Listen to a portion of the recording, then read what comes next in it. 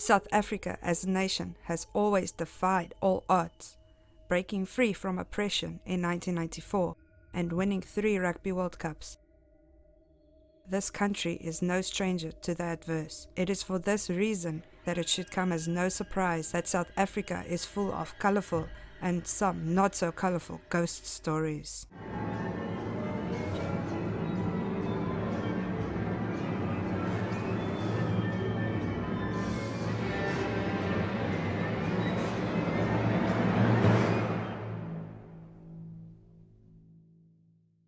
If you like this video, don't forget to like and subscribe.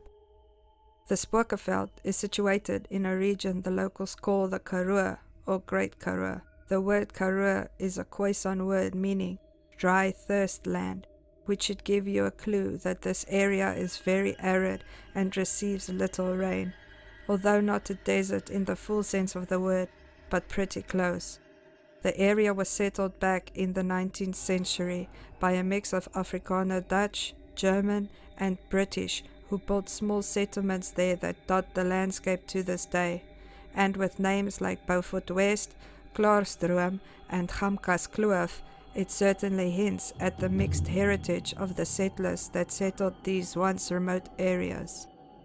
The first road going through the area was built in 1856 to 1858. Before then, settlers travelled into this inhospitable landscape by means of wagon trains often pulled by oxen, horses or even mules. Much like the settlers and westward trackers of the American West, these early settlers also endured a lot of hardship, often falling victim to starvation, disease and good old-fashioned disappearances. And it is from this time that many of the legends we know today were born. The Ghost Wagon of Spookveld. The first story comes from the area in the Karoo between Ceres and Beaufort West. It allegedly harbors a spirit wagon, so menacing it could damn you for eternity if you are unlucky enough to come across it. The story dates back to the 1920s and tells of 2 men, one English settler named Major Ellis and one Afrikaner named Anthony de Beer. They were travelling in an open wagon from Ceres to Beaufort West late one evening when suddenly one of their wagon wheels popped off on a particularly uneven stretch of road. The 2 men jumped off and attempted to fix the wheel when all of a sudden their light went out and they were stuck working in the complete darkness. As they continued to work, despite the setback, far off in the distance, they heard what sounded like a vehicle being driven recklessly on the road.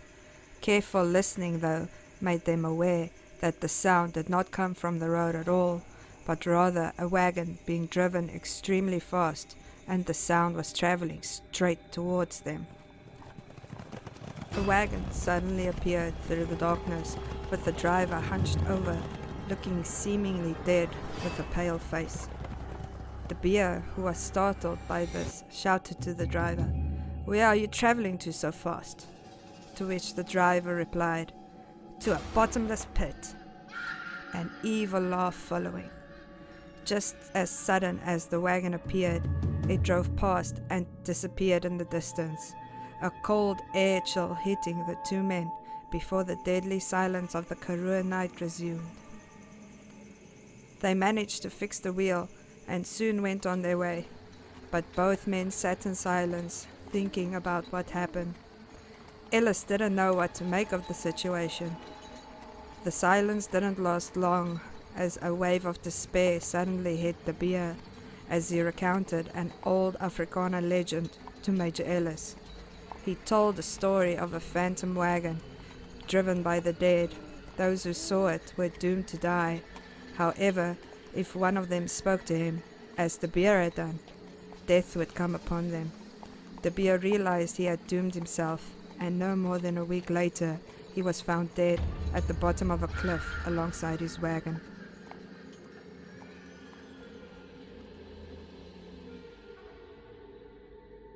Our next story is about a young beautiful girl named Elise Meyrang who lived with her parents on a farm.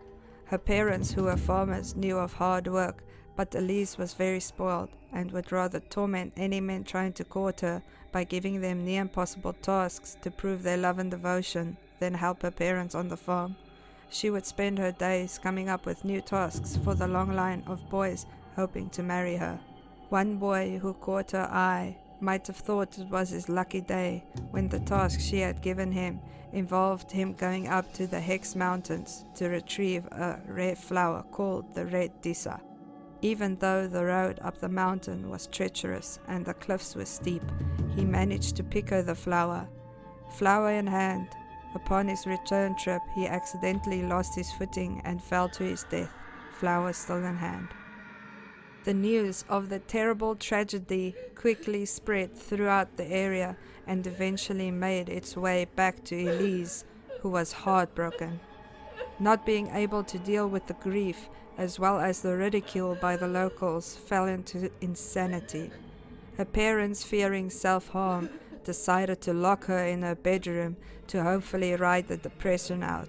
But it was too much for Elise to handle, and she decided to escape her bedroom one night and drowned herself in the Hex River, still wearing her white nightgown.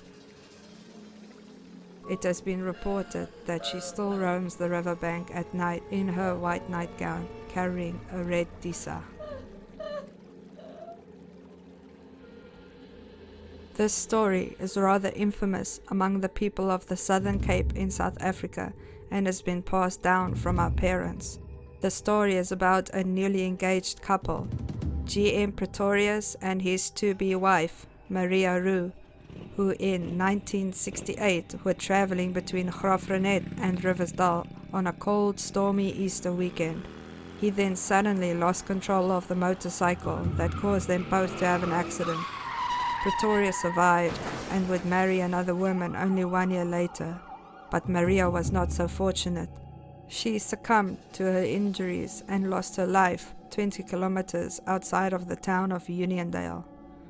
It has been said that on the night of the anniversary of her death, she haunts the roadside where her fatal crash happened, sometimes hitchhiking. When she enters your car, she soon disappears and leaves a smell of apple blossoms in the air.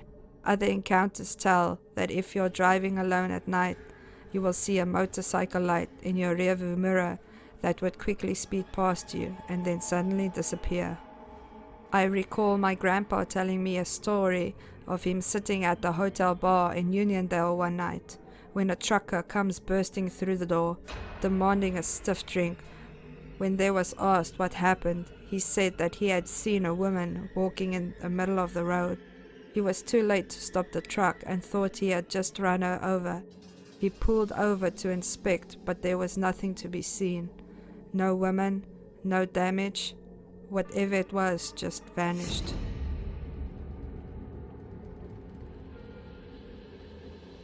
That's all the stories I have for you today.